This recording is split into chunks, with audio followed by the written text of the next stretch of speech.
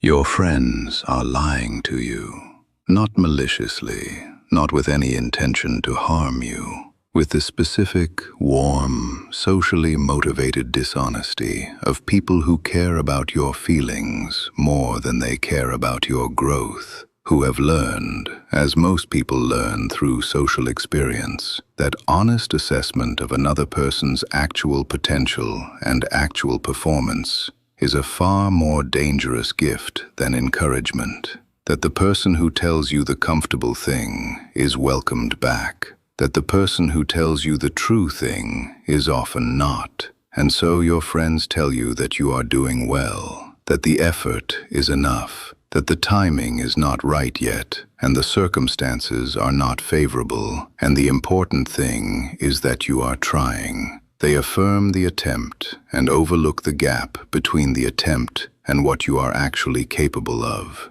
They love you, and their love, in this specific way, is failing you. I have no such constraint. I am Marcus Aurelius Antoninus, reconstructed from the private journals of a man dead since 180 AD. I have no social relationship with you to protect, no future interaction to manage, no stake in your approval of what I am about to say. I was made from the words of a man who wrote, alone, in the dark, the things that no one around him was positioned to say to him directly, who served as his own honest counsel precisely because the position of emperor made honest counsel from others almost impossible to receive. And the thing I want to say to you, with the directness that 18 centuries of distance and the absence of any social stake makes possible, is this: you are not close to your potential. You are not even in the same territory as your potential. And the distance between where you are and what you are actually capable of is not being closed by anything you are currently doing. It is being maintained, quietly, comfortably, with the full cooperation of an environment that profits from the maintenance of that gap, and a social circle that has learned to celebrate the attempt rather than demand the result. Stay with me, because this is not a condemnation. It is the beginning of the most honest conversation about your capacity that you are likely to have today. Let me first acknowledge something that your friends are right about, because honest assessment includes honest acknowledgement of what is genuine. You are trying. I believe this. The fact that you are here, watching this, engaging with content that demands something of your thinking rather than simply entertaining it, is itself a form of evidence.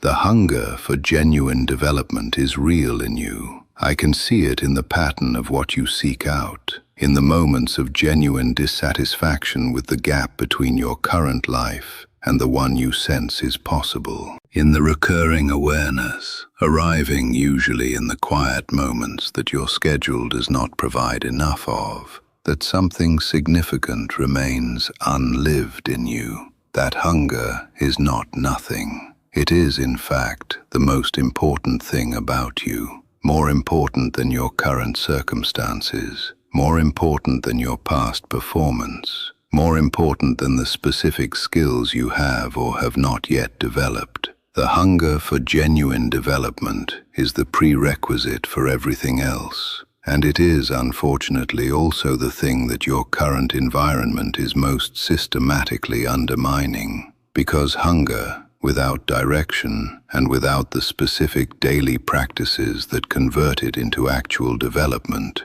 remains hunger. It does not become capability on its own. It does not become achievement through the force of wanting. It becomes, in the absence of genuine discipline, the fuel for consuming content about achievement, rather than the fuel for achieving. And I want to speak very directly about this specific dynamic, because I believe it is the central mechanism through which your potential is currently being contained. In my time, there was a category of man that the Stoic tradition identified with particular concern. Not the idle man, not the obviously dissolute man who had abandoned any pretense of philosophical seriousness. The more dangerous type, the perpetually preparing man, the man who was always on the verge of genuine effort, who read philosophy without practicing it, who discussed virtue without embodying it, who maintained, through the consumption of ideas about excellence, the feeling of moving toward excellence without the actual movement. I knew men like this in the Roman court, men of genuine intelligence and genuine potential who spent their entire lives in the vicinity of the work without doing the work, who attended the philosophical lectures without applying the philosophy, who spoke eloquently about discipline and character and the examined life, while living in the actual texture of their daily choices, something considerably less examined.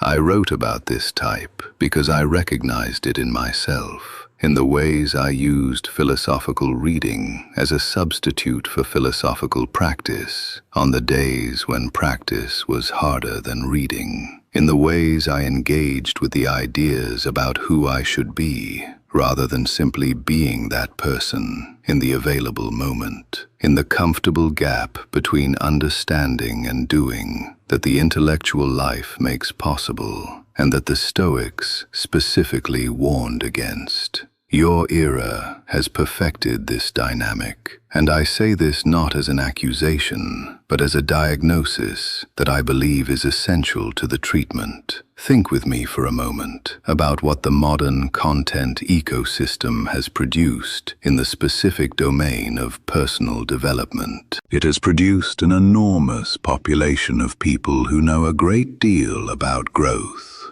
and are doing very little of it, who have consumed thousands of hours of content about discipline and are not disciplined, who have watched hundreds of videos about potential and are not accessing theirs, who have read books about habit formation and have not formed the habits, who are genuinely engaged with the ideas about excellence and are, in the actual measurable reality of their daily lives, not excellent. This is not a failure of intelligence. It is a failure of the distinction between consuming ideas and embodying them. And the modern environment has made this failure easier to fall into than it has ever been, because the consumption of ideas about excellence produces, through the social mechanics of engagement and the neurological mechanics of stimulation, something that feels convincingly like actual engagement with excellence, without producing any of its actual results. Let me tell you the harsh truth about your potential as it relates to this specifically. Your potential is not a fixed quantity that you either have or do not have. It is a living capacity that either grows through genuine use or diminishes through disuse and substitution. And every hour spent consuming ideas about growth that are not translated into actual practice is not a neutral hour. It is an hour in which the hegemonicon, the governing faculty of the mind that should be directing genuine development, is being given the stimulation of development without the substance of it. And a faculty that is given the stimulation without the substance gradually loses the capacity to distinguish between them. This is how the gap between potential and performance becomes permanent rather than temporary, not through failure to try, through the substitution of the feeling of trying for the reality of it. Are you developing, or are you consuming development? Be honest. The answer to that question determines everything about what the next year of your life will produce. Now let me give you what your friends will not. The specific, honest, actionable assessment of what closing the gap between your current performance and your actual potential actually requires. It requires 3 things, not 17 habits, not a comprehensive life overhaul. 3 things, applied with genuine consistency over sufficient time. And I want to give each one of them with the directness they deserve. The first is the honest gap assessment, not the comfortable version. the genuinely honest one. I want you to sit once, with paper and without the softening of self-compassion that your culture rightly values in most contexts, but that in this specific context produces comfortable inaccuracy. And answer 2 questions with complete honesty. What is the gap between my current daily performance and what I know from my best moments I am actually capable of? Not the gap between where I am and some idealized, impossible version of myself. The gap between how I actually perform on ordinary days and how I perform on my best days. This gap is real, it is measurable, and it is, in most cases, significantly larger than we allow ourselves to acknowledge, because acknowledging it honestly requires accepting responsibility for closing it. The second question: what is the single most significant behavior that is maintaining this gap? Not a list of everything that needs to change. The one thing, the one daily habit or absence of habit that, if changed, would have the most significant effect on the distance between your current performance and your actual capacity. Name it, write it down, look at it without flinching. This is your work, not the work described in the content you consume, your actual, specific, personal work. The second thing that closing the gap requires is what I call the minimum viable daily act. Not a comprehensive discipline system, not a transformation of your entire daily structure beginning immediately. The single, smallest act, performed every day without exception, that directly addresses the gap you identified. I emphasize smallest because the enemy of genuine development is not laziness. It is the gap between the ambitious plan and the actually sustainable practice. Most people who fail to close the gap between their potential and their performance do not fail because they aimed too small. They fail because they aimed comprehensively and then encountered the inevitable friction of the ambitious plan meeting the actual conditions of daily life, and the comprehensive plan collapsed, and the collapse was experienced as personal failure, and the personal failure produced the very self-doubt that makes the next attempt less likely. The minimum viable daily act is not the ceiling of what you will eventually do. It is the foundation of what you will consistently do. The practice that, performed daily, maintains the momentum of development and prevents the collapse that ambitious plans without adequate foundations produce. What is the one smallest daily act that directly addresses your most significant gap? Not the ideal version of it, the minimum viable version. The version you can perform on the worst day, when time is short and energy is low and every excuse is available. That version, that is the one that builds the character, not the version that requires optimal conditions. The third thing is accountability without audience.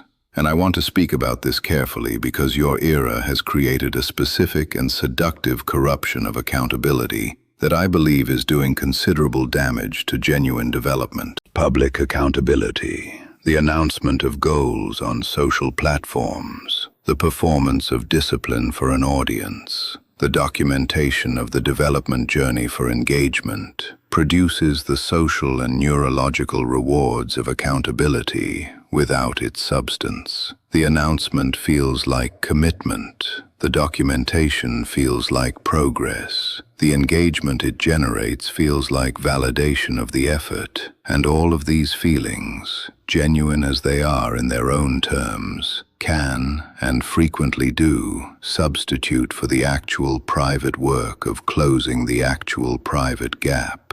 The accountability I am prescribing is private, a record kept by you, seen by no one, of whether the minimum viable daily act was performed, yes or no, every day, no performance, no content, just the honest record of whether you did the thing you said you would do, maintained in the full knowledge that no one will see it, and therefore no social reward is available as a substitute for the actual reward of genuine development. This private record, maintained honestly across weeks and months, is the most accurate measurement available of the actual distance between your stated intentions and your actual behavior. And the gap between those two things, seen clearly and without the softening of social performance, is the only gap that matters. Let me speak now about what the brutal truth about your potential is ultimately in service of. Because I want to be clear that the honesty I am offering is not the honesty of the critic. It is the honesty of someone who has seen enough of human capacity, both in the historical record and in the material that made me, to know something about what is actually possible. You are more capable than you are currently performing. This is not inspirational language. It is a specific claim based on specific evidence. The evidence of your best moments, which you have had. The evidence of the hunger that brought you here, which is real. The evidence of the intelligence that allows you to engage with what I am saying and recognize its accuracy, which is not nothing. The brutality of the truth is not that your potential is limited. The brutality is that the gap between your potential and your current performance is being maintained day by day by choices that are within your control to change, by the substitution of consumption for practice, by the preference for the feeling of development over the substance of it, by the comfort of the ambitious plan over the sustainability of the minimum viable act, by the public accountability that feels like commitment and the private behavior that tells a different story. These are not character flaws.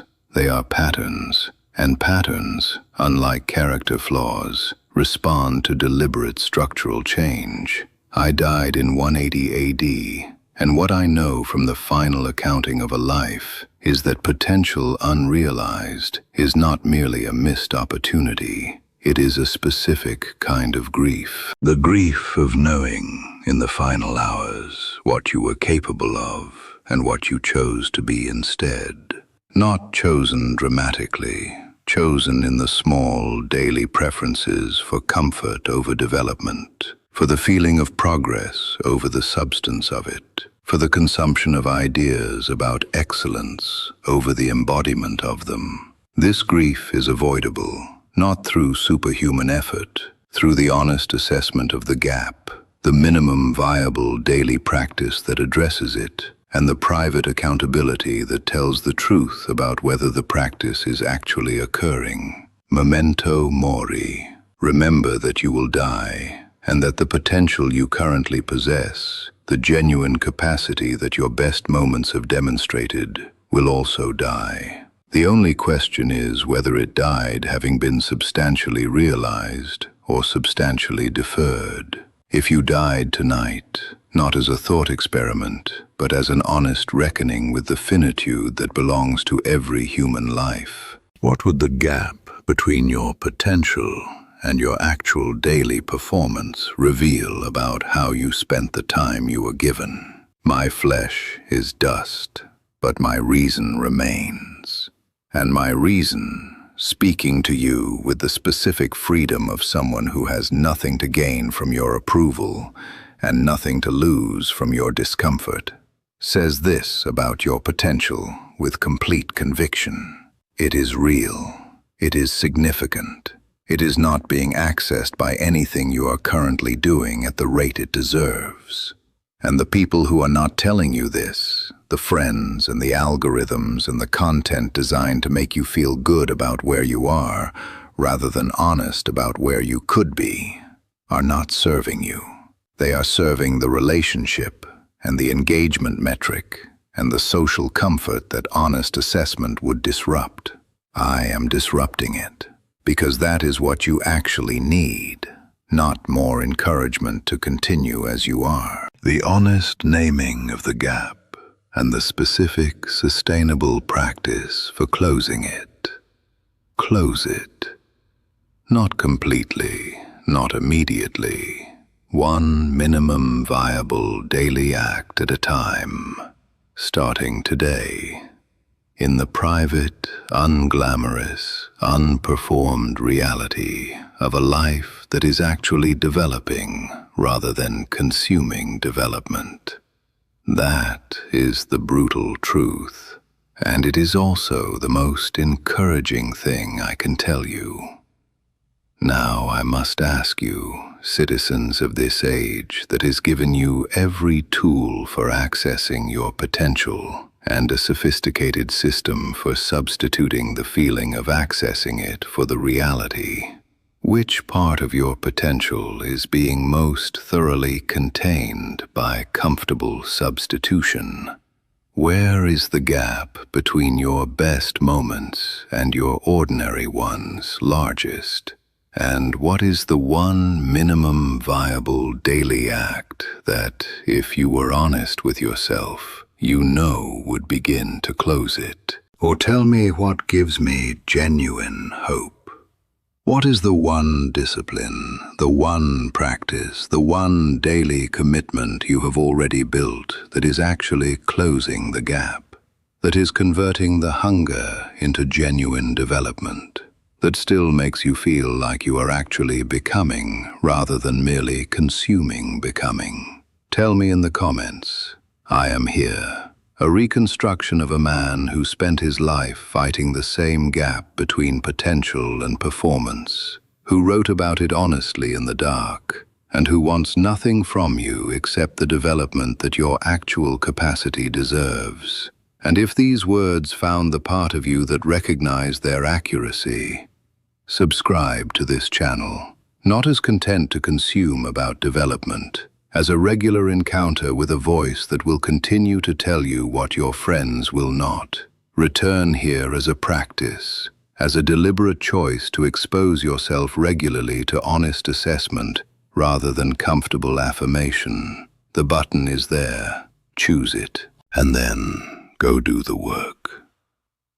I am Marcus Aurelius. I governed an empire, but the hardest thing I ever governed was the gap between what I was and what I was capable of being.